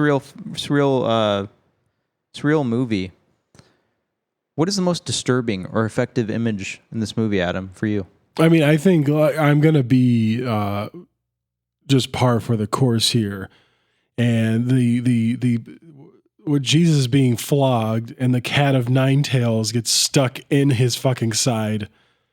Like they telegraph it because they're like the guy like whips the fucking like wooden table and all the little like pieces of pottery and metal get stuck and he like rips it away from the table. And then that same thing happens to Jesus's torso and right into his ribs. Yeah. And like fucking Jim Caviezel just does that like sound, makes that sound that he does a lot during the flogging scene, which is like getting the wind knocked out of you. Yeah. I love that scene. It's also cool because it's practical. They did compositing for that. It wasn't CGI for the thing ripping out of the side. Yeah. And they do have some CGI here, but like apparently Jim Caviezel would be in makeup for like 5 to 8 hours a day. And sometimes he'd be in makeup, you know, longer than he would shoot scenes. And sometimes you'd do the makeup and they'd be like, oh, I'm just going to go home. And you just sleep in the makeup and come back to work the next day and be like, I'm still got the makeup on. It seems like a horrible thing. Do you know how people die of crucifixion, man? Do you know what the causes usually are? Yes. And do you want to tell me? Well, it's like heart failure. Asphyxiation is a big one because it's hard to breathe up there. And would you believe it? At some point, Jim Caviezel turned blue during production because he was not getting air. Turns out when you fake crucify people, it has the similar effects. Yeah, I was reading about because like there are like the Bible itself doesn't go into what happened. Like it just says he was flogged and he was crucified. But we have plenty of historical evidence of like what crucifixion involved. And yeah, the whole, it was supposed to be a very humiliating form of execution. And there's a scene. So the way, like there's that little platform that their feet are nailed onto. And like what you would do is while you're hanging up, you would like push up on that thing. So you can like, because the way your arms are being held and the way your like body's falling down, you're not going to be able to breathe as well. So you would push up on that and be able to breathe. And then that's why the whole, like when they break their legs, like when like the storm and the earthquake happens, they break those 2 guys' legs. That's why, is because they're like, oh, time to speed this along. And so then they would suffocate faster. Like, but people would be up here dying for like, people would be up there for like a couple days sometimes. It's fucking crazy. Fuck the Romans. They also didn't have loincloths. Oh, so they're just naked? That was a movie thing because they're like, we're not about to show Jesus' dick and balls. I feel like if you really want to go hardcore with this, you would have his dick out. I think you should have, but I mean, I understand why you don't. Like, I literally think Mel Gibson might have been killed if he did that. In Islamic culture, you're not even supposed to portray prophets. Yeah. And Jesus is a prophet. Yeah. So this was banned in like Muslim countries. Well, we know I don't why. think you're supposed to portray the prophet's dick and balls either. Is what I'm saying. I'd want it to be like in Holy Motors where they have like the prosthetic dog-like penis. Yeah, like some Tinto Brass shit. Fucking elephant dick. All right. Yeah, this movie did not have the balls to show Jesus' balls. Just footnote. Did show plenty of feet though. Footnote. Yeah. I don't know. There's a lot of things. Like, I have a bunch of prompts here. What's the most 2004 thing about this movie, Adam? The loincloth? Yeah, it would have to be the loincloth. I mean, particularly about 2004. I mean, I just feel like the whole thing feels like a 2004 movie. Well, it's back when they still made movies, Adam. They still made movies. Shot on film. No, it was made with craft. Minimal CGI because it wasn't that great back then. Yeah. They had it shot by Caleb Deschanel. That doesn't happen anymore. What's the thing this movie is terrified of? The Jews. The Jewish people? No, the Jews. It's very negative towards them, but I'd argue the gospel itself is. I mean, you would, but I don't know. I always felt like I dealt with that when I was a Christian, and like people would be trying to argue with me about it and being like, well, the Bible is very anti-Semitic. The New Testament's very anti-Semitic. Like, I don't know. I think just that, like, by the nature of, I just don't think you can call Mel Gibson anti-Semitic in a vacuum just with this movie. You don't think you can call Mel Gibson anti-Semitic? No, I was kidding.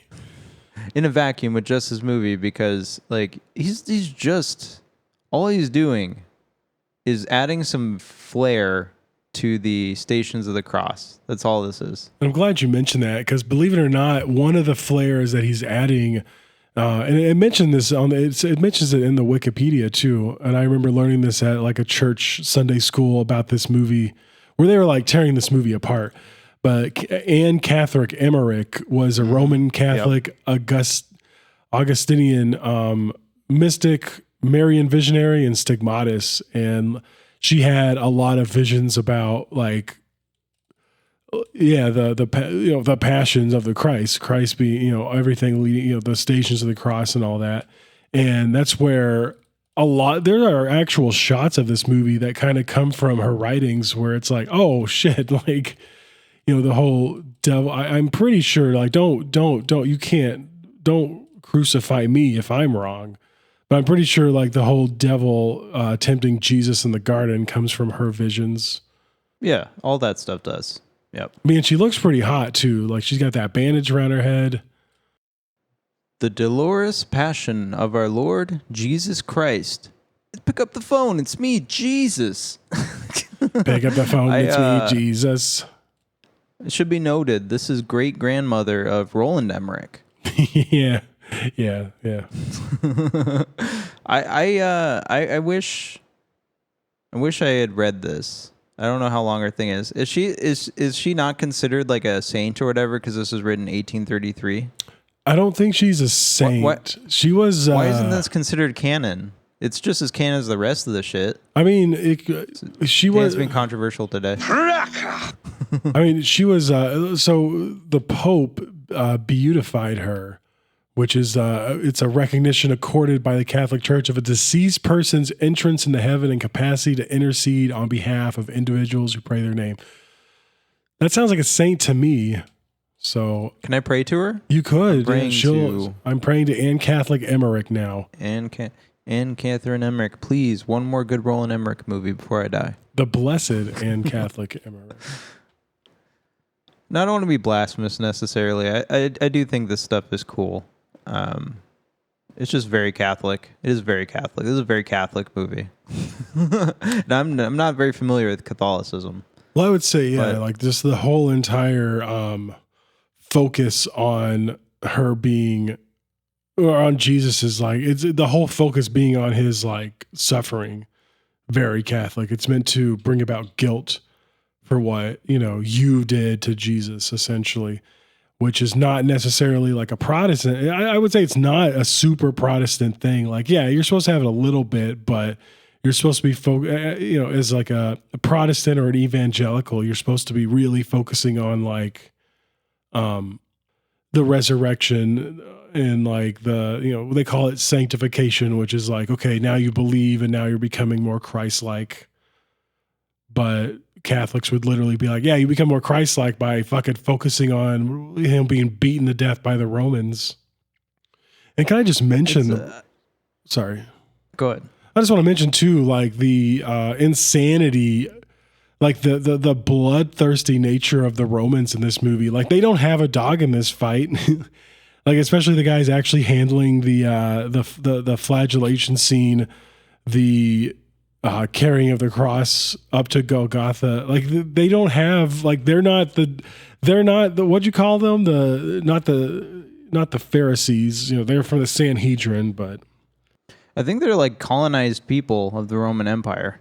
Well, yeah, but you would have actual soldiers like from being sent from like closer to Rome, being sent out there. Like that would be their year long, their years long mission would be, yeah, you're going to be working at an outpost in Galilee, and I don't know. I just feel like that's your job, is to torture prisoners, and you don't really care what they did. You're just like, well, they must be here for some reason.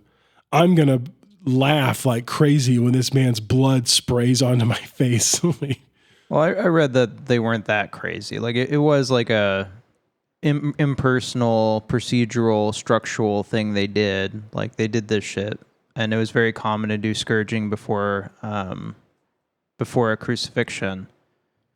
But they were not as bloodthirsty as they're portrayed in this movie. In this movie, everyone's portrayed as like demonic.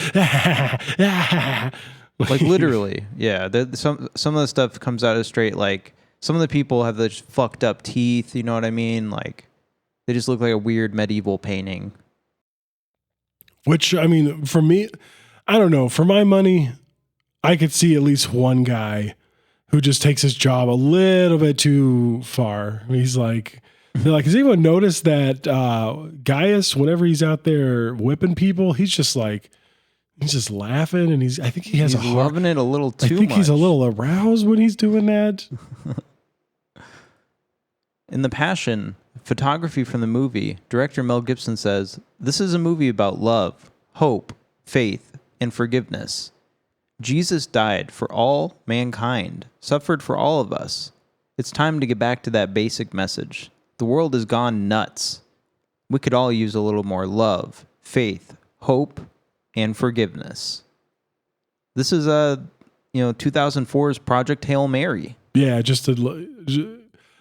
in 2004, we were smack dab, like the war on terror had been moving on. We were in need of like something brutal. You know what I mean? I would say like that fits for the time, right? Because there were a lot of brutal war movies that had come out. Black Hawk Down, things like of that nature. So if you're gonna make a religious movie in 2004, it needs to be fucking bloody. It needs to be gut wrenching. It made a shockwave, right? This movie, you talk to people about The Passion of the Christ, and they're like, "I'm not watching that fucking movie." Or they're like, "Oh, I remember that movie. I haven't seen it since 5th grade." Did you ask anyone about Passion of the Christ this week, Adam? Past 2 weeks? By the way, we mentioned we were off last week. Adam called off the show. We're not even talking about Fight Club right now. That's right. We are in Passion Week right now. Passion Week started today. Today is Palm Sunday. No, I did not talk to many people about this movie. The people in my life never saw this movie and don't want to see this movie. I was like, damn, you don't want to watch this 2-hour movie of a man being beaten to death? Is this your wife? Your wife's never seen this one? Yeah, and she would not watch it. She was like, I do not want to watch a fucking 2 hours of a man being tortured. Well, your wife's also like kind of anti-religious, right? Yes, very much so. Whereas I'm watching this and there are a few times where my heart's being wrenched and I'm like, yeah, I feel this shit, man. She would have just been mad. We grew up deep in that. I really love the scene in this movie. She did too, but in a different way. Well, yeah, Mormons don't focus. They do not focus on the crucifixion like this. And like, they're fucked up. They drink like fucking creamer in their soda. Yeah. And like maybe earlier I said Protestants and evangelicals don't focus as much on. We did focus on it though a bit. Where I remember one time at it was like a Wednesday night high school church ministry. You'd bring your friends to it. There'd be some like rock and roll Christian music. And then our pastor would get there and give a little speech about how you should come to Jesus. And I remember there were a few times like where they would read off like, this is a physician's depiction of what it would have been like for Jesus's last 12 hours. And it would be like this cold medical sterile, like just description of what was happening to him. And that was a few times. Yeah. Like we wouldn't have like Stations of the Cross, but it was like definitely like Good Friday. It would be like, hey, we're talking about what happened. Good Friday, Black Friday. Which Friday is it? It's gonna be Friday. Yeah, Black Friday. It's gonna be Friday coming up. Yeah, Good Friday. There's only one thing left to talk about, Adam. I'm ready, friend. That's Roger Ebert's review. No, I was kidding. He loved it, by the way. Roger Ebert fucking loved this movie. Nice. I think he gave it like 4 out of 4 stars or some shit. The thing to talk about this movie would be maybe the television broadcast. It was broadcast on 2011, around Easter. Full runtime. Approximately run for approximately 1 hour instead of its full runtime of 2 hours and 6 minutes. Its total broadcast ran for 2 hours. Oh, okay. Excluding the advertisements. It would only run 1 hour instead of its full runtime, 2 hours and 6 minutes. It ended 4 p.m. It rated SPG. This is like Philippines. I don't even know what I'm reading. I give up. I like this movie a lot, folks. What can you really say about the Passion of the Christ that hasn't been said? I guess, what is the weirdest choice, Adam, of this movie? I would have to say it's during like the flagellation scene and the devil's walking around in the background. And then you see like there's a little baby in devil's arms, and then the baby looks at you and it's an old man. That was a creative choice. I remember being like, whoa. I think the weirdest choice in this movie. Oh god, my brain's dying. And I have to do a whole other podcast after this. I'm fucked. I don't know. It's weird that you would cast Monica Bellucci as Mary Magdalene, but it kind of makes sense. Like it's a character that has had a past with sex work, so in a way it kind of matches. It is definitely strange that the devil freaks out. Do you know that scene at the end when Jesus is crucified? He's like, "It is finished," and then he dies. Yeah. And Jesus freaks, or the devil, Satan, freaks out, and in hell or whatever he's at, he's like, "Ah!" And then Jesus comes out. He's like, "Pick up the phone. It's me, Jesus." And then the Marvel music kicks up at the end. Like he's like, "Oh, Jesus will return." That was a weird choice. Because the whole movie is very somber, reflective, and like contemplative, like you were saying. And then at the end, it becomes a Marvel movie. That's a little strange. Yeah, and I was waiting for like some. I was like, God, I forgot. I hope there's no text that comes up when it's like Jesus will return, and it doesn't. It just lets you sit there in it. Jesus dies, and we'll follow up with Jesus. With the resurrection of the Christ, part 1 and part 2. Adam, would you recommend the Passion of the Christ? What's similar to it? I would greatly recommend the Passion of the Christ. What's similar to it? I do not have anything. This is spitting it right off the dome. And do you have anything similar to it? I can't think of anything. Honestly, like I would just be like the other Jesus movies that were made. 2001: A Space Odyssey and The Shining were my two. Nice. That's high-roaded. I've been high-roaded by my co-host. Come at me, folks. 5 out of 5 stars. This thing's a masterpiece. Check it out. Oh, is this some Kurt Cobain shit?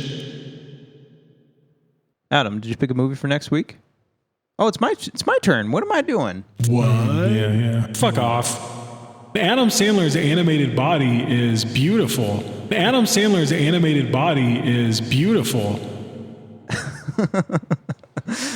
It's my turn. Adam, next week. Do you know what we're going to be watching? I already told you, so you know what the fuck we're going to be watching. We're going to be watching 1983's, directed by Brian motherfucking De Palma. We're watching Scarface. Hey, man. Starring. Hey, man. Just keep going. I was just adding some background. I don't think I have the samples. Nope. Al Pacino.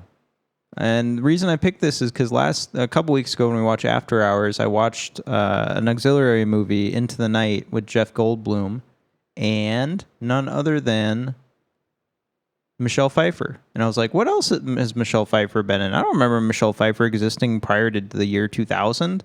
And apparently she was in Scarface. And I was like, it's finally time to watch Scarface. So we're going to watch Scarface next week, folks. It's a big one. Everyone's seen it. Everyone's talked about it. It's just Dan hasn't seen it. So that's why we're watching it. Do you have anything to say for yourself, Adam? I just feel like this movie saved me. And maybe Adam Sandler's animated body is beautiful. It is. It is beautiful. It's never going away now, is it? No. Just like the transitional moment we find ourselves in. Do you think the Passion of the Christ could be made today, Adam? No. I really don't think. I don't know. I think like we've become even more entrenched in like the anti-Christian in like Hollywood and shit. I don't think it would be as big of a movie if it was made. But again, like that's only assuming that the same people making it did the same things they've done since then. So, well, I hope we didn't offend anyone today, and I hope everyone enjoyed the episode. Adam, do you have any words of wisdom for our wonderful listeners that have hung out with us for 2 hours? Listen to us talk about Jesus. If you have any friends that haven't seen this movie, I would say watch it with them. It's worth it. I guess some people haven't seen this because of its like subject matter. And don't be skipping out on the Passion of the Christ, folks. It's a classic. And that's it. That's our show. Good night, everybody. Bye. Jazz aliens? Yo, we from the planet Jazz. We're here to take over your honky asses, including you, host of the show. Jazz alien Quado Mono invented the Big Five sound. Yo, we're taking you to hell. You could be in hell, bitch. White monkey.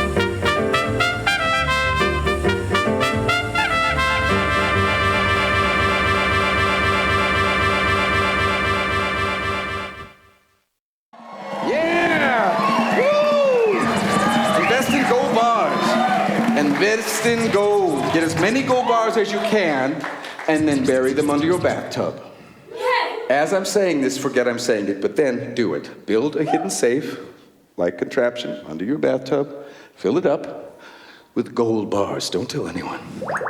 Don't tell anyone your secret code or your password. You lock it up. When you take a bath at night, you'll be sitting on a financial safety net. I am talking to you robotic, so that it goes into your mind digital. 01010110. I don't know. You'll be sitting on a gold mine.